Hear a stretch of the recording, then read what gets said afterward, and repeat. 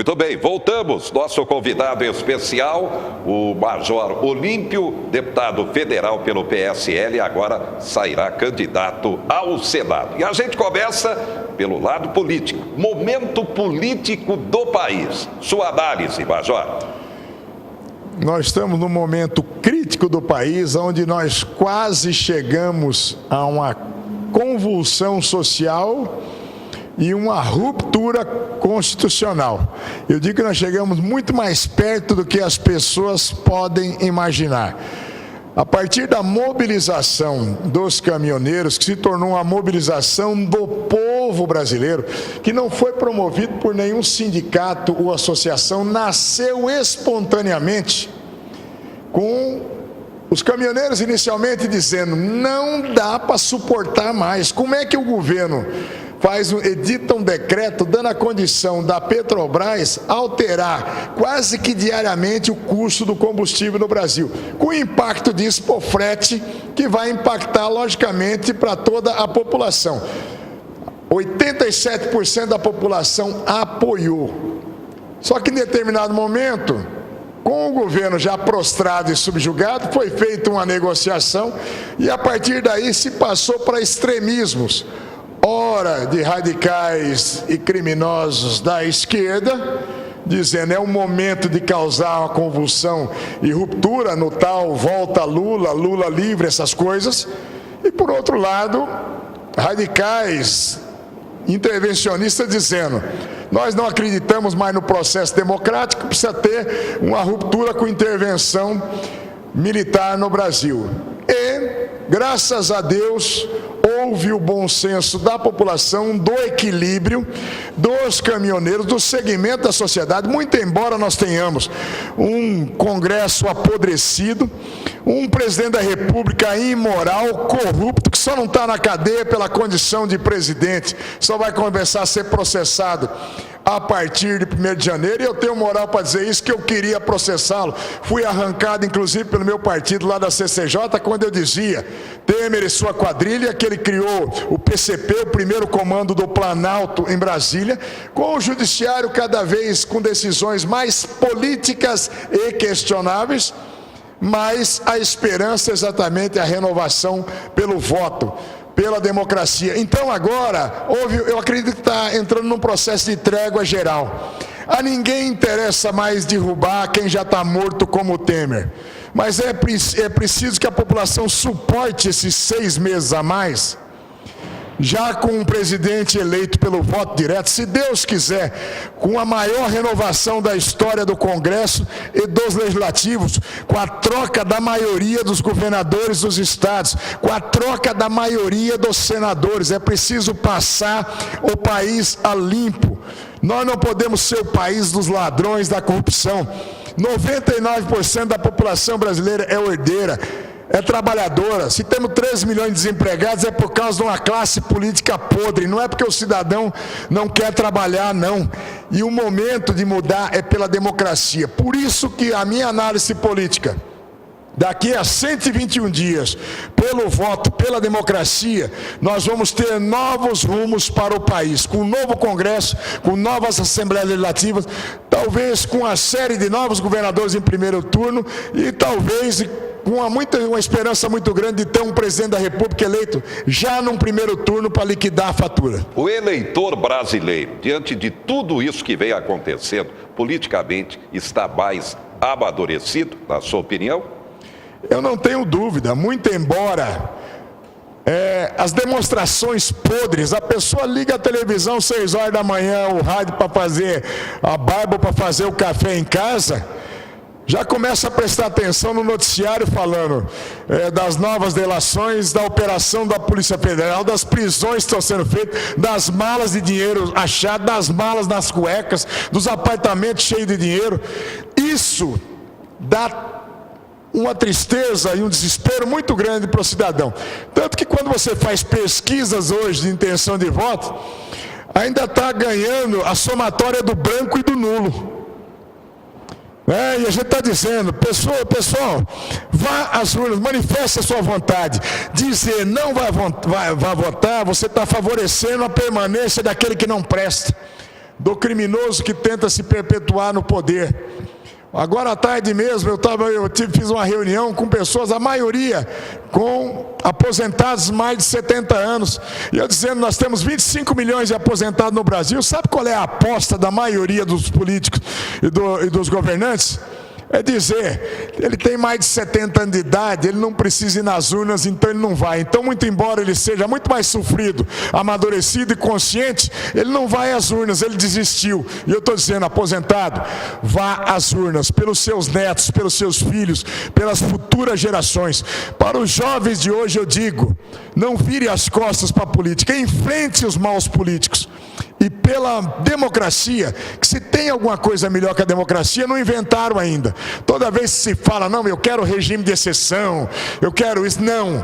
Eu digo hoje para vocês de coração aberto, eu quero muitos militares hoje na direção do país, eu quero no Senado, eu quero nas câmaras legislativas, nos estados, eu quero na Câmara Federal, mas pelo voto, pela democracia, pela vontade popular, escolhendo os que forem melhores. Em 2016, na posse de Lula, o senhor estava presente e gritou vergonha e foi retirado do recinto pelos seguranças. Por quê, Major? Naquele momento, já desde a véspera, eu fazia manifestações, tanto na Câmara, no plenário, quando eu estava pedindo aos órgãos públicos, naquele momento, a prisão do criminoso Lula, quando o noticiário começa a dar conta da Dilma anunciando que ele seria o chefe da Casa Civil, para ser dado um salvo-conduto para que ele não pudesse ser preso pelo juiz Sérgio Moro numa decisão de primeira instância. Era um salvo-conduto, até o próprio juiz Moro acabou vazando um grampo telefônico aonde ele e a Dilma conversavam, ela dizendo: olha, eu estou mandando o Messias, que ela devia estar gripada, era o Messias, que era um ajudante de ordens dela, um escriba, eu estou mandando o Messias aí para você assinar o termo de posse. E eu lá fora, na véspera, eu junto com a população dizendo, não pode isso. E aquilo foi me cutucando, e eu dizendo, meu Deus do céu, e eu fui embora da Câmara às 11 horas da noite, eu fui para o hotel, e eu não conseguindo dormir, eu acordei cedo, eu falei, eu vou nessa posse. Conversei comigo e depois só com o Renato, que trabalha comigo, um assessor, ele ainda deu risada, falou, o senhor está brincando, né, chefe? Eu falei, não, eu sou parlamentar, eu tenho o direito de entrar em qualquer órgão público, eu vou entrar no Palácio do Planalto nessa posse. E eu fui, me credenciei, entrei na fila. Quando anunciaram a posse, a assinatura da posse, que a Dilma foi começar a falar, ela foi anunciada, aí veio o espírito do brasileiro. E naquele momento eu me senti gritando por 210 milhões de brasileiros. Isso é uma vergonha, safadeza com o povo brasileiro. Vergonha se colocar alguém de ministro para que ele não seja preso pelos crimes praticados. Logicamente houve uma reação hostil dos que estavam acompanhando a posse. Eu fiquei com as canelas todas roxas de ser chutado, foi capa da Veja da época, uma assessora da presidência da República, do cerimonial, me deu um tapa no rosto, que foi um tapa na cara do povo brasileiro, e a segurança me arrancou de lá para que eu não fosse linchado pelos presentes. Não foi para me agredir, foi para me retirar e manter a minha integridade física. Só que eles não conseguiram esconder. Eu não combinei com nada, ninguém da imprensa, mas todo mundo acabou registrando, e o vergonha acabou sendo o grito do país. Nas mobilizações nas ruas hoje, as pessoas dizem, basta dessa vergonha, como diz o Major Olímpio, basta dessa vergonha mesmo, uma vergonha que persiste, como depois eu disse no impeachment da Dilma, Dilma, você realmente é uma vergonha, sim, você tem que ser empichada, como eu disse, Temer pede para sair. Você virou as costas para o povo brasileiro, você criou o primeiro comando do Planalto, uma quadrilha que está instalada dilapidando o povo brasileiro, tirando os recursos que já não tem, fazendo com que mais pessoas morram hoje na fila dos hospitais, que a nossa educação, como nós conversávamos aqui durante o break, é uma verdadeira vergonha, que não ensina ninguém, que não dá uma possibilidade para o jovem, que não dá condições para os educadores, para quem trabalha na educação. A educação que não ensina, que nós temos no Brasil, a maioria de analfabetos funcionais que estão sendo formados pela tal educação pública, que gasta muito e o resultado é nulo. É por isso que aquele meu grito, ele se tornou um grito do cidadão. Um grito do cidadão que está abafado no peito e diz: para de fazer isso com isso. Governo, cumpra a Constituição, cumpra a lei, dê o exemplo. Você quer administrar? Eu aprendi, eu sou um policial militar.